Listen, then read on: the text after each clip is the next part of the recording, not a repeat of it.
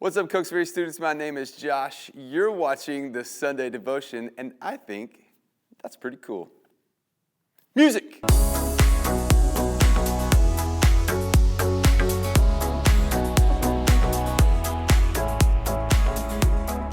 Welcome back to the Sunday Devotion. My name is Josh, and hey, new series alert. Sound the alarm, ring the bell. We don't have one. I'm not even talking, there's no one over there. But anyway, new series alert is called Free People. We're going to spend a few weeks talking about authority, which is, just the most awesome thing to talk about for many of you. But we're going to try to do it in a way where we really paint the picture of how we are free people. And in fact, we are free people. We begin our discussion about being free people by talking about rules, of course, and how rules can actually help us become free people. Now look, if you go to school, or if you go to work, or if you're just out in life, and especially now, and we are living in a post-COVID-19 world, where an ongoing worldwide pandemic is happening, there are a lot of rules. There were a lot of rules already, but there are even more rules now. So everywhere you go, there are rules to being in that place, even at church. Now that we're meeting live in person Wednesdays, 6 p.m. on our North Campus, you should check it out. There are even now more rules for church. There are rules everywhere we go. Even at home there are rules. So why shouldn't there be rules when we go to God? A lot of times we can make the mistake of assuming that God is just another in a long list of places or people we would go to with a set of rules we have to adhere to. We're going to talk more about that, but I want to introduce you to a man named James. I'm going to give you 3 things that you should know about James. Number 1, James wrote a book of the Bible. It's found in the New Testament. Very important. We're going to look at a passage from that today. Also, James had a brother. His name was Jesus. Kind of a big deal. Maybe you've heard of him. And finally, James became the leader of the Church of Jerusalem. I tell you that because the Church of Jerusalem was made primarily of Jewish people that are now starting to learn and believe in Jesus. So here's where the tension starts to take place, is that most of the people that go to the Church of Jerusalem, where James is, they're very rule and law-driven people. They are a Jewish people with very strict law. Like, for example, the Jewish people had laws that you could not wear clothes that were made of more than one fabric. They had a law where if you saw an ox just like on the side of the road, you had to stop what you were doing, take care of that ox, and take it back to its owner like immediately. They had a law or a rule where you couldn't eat bacon or shrimp because those were unclean animals. They had laws for things that you probably don't even have things, or things you are unaware of or don't even think about. They had a rule for how to do that. So this is the kind of people that James is trying to introduce his brother to, and vice versa.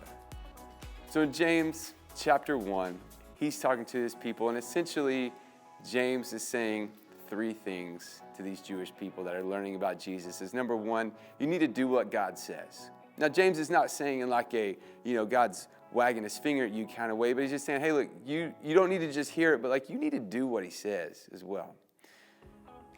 Number 2, James is saying if you do what God says, or if you listen to God, he's going to help you see yourself more clearly, like looking in a mirror.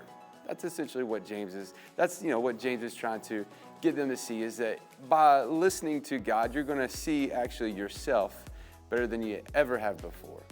And finally, the 3rd point is that James points out that actually by following God's law, you're going to find freedom. You're going to be able to live in freedom because God's laws are laws that lead to freedom. Now, I know that doesn't make sense. That how can more laws, because we've already got 1,000 of these things, so how can adding more lead to freedom?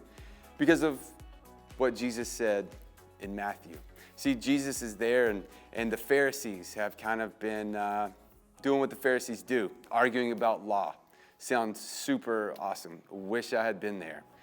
But Jesus is there, and one of the Pharisees thinks he's going to get Jesus. So he's just like, okay, hey, we know all the laws of Moses, but what would you say, Jesus? If you had to pick one, what would be the most important one?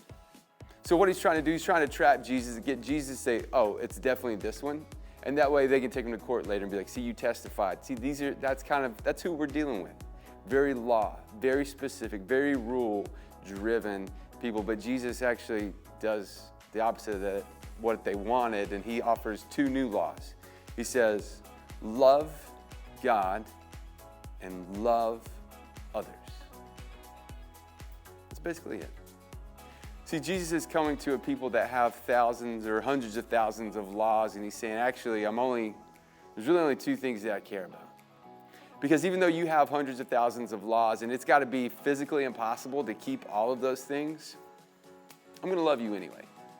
And that's what he's saying to the Jewish people, and that's kind of like us.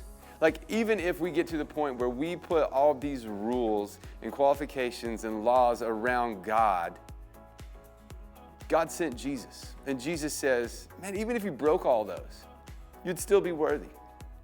Hey, lady, even if you were wrong every single time when it came to God, I would still love you and still want to have a relationship with you. See, Jesus says we don't need the old way of all of these steps or laws or rules to follow, but because the new way, me, Jesus, says love God and love others. And then so we take that and then we look back at what James was telling the Jewish people. And when we love God and when we love others, we're doing what God says. We're not just hearing it, but we're actively doing it. Loving can be an action. When we love God and when we love others, we are seeing ourselves way more clearly. How we treat other people is, one, a good representation of what we think about God, but also it's kind of a mirror into how we think of ourselves. So the more that we love other people and the more that we love God, the more we get to see our true self. And finally, number 3, if we love God and if we love others, we get to live in more freedom. See, because loving God and loving others, that is a life of freedom. Now, we often confuse freedom and think that doing what I want, that's actually freedom. But when we do what we want, sometimes there's a price to be paid later. But God says, actually, right now, if you love God, if you love others, you can experience freedom. Yeah, you can have that down the road and tomorrow, but you can actually have that right now.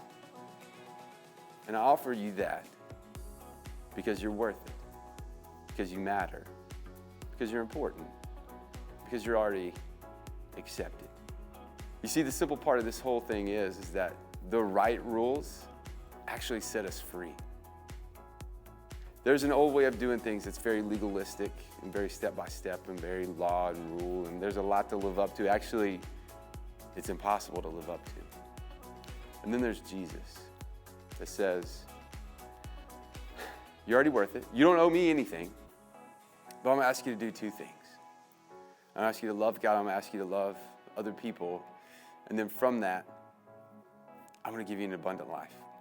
I hope when we think about rules and we think about authority, that we take the step to be free people. That we abide by 2 simple rules. Love God. We love others. Until we meet again, amen.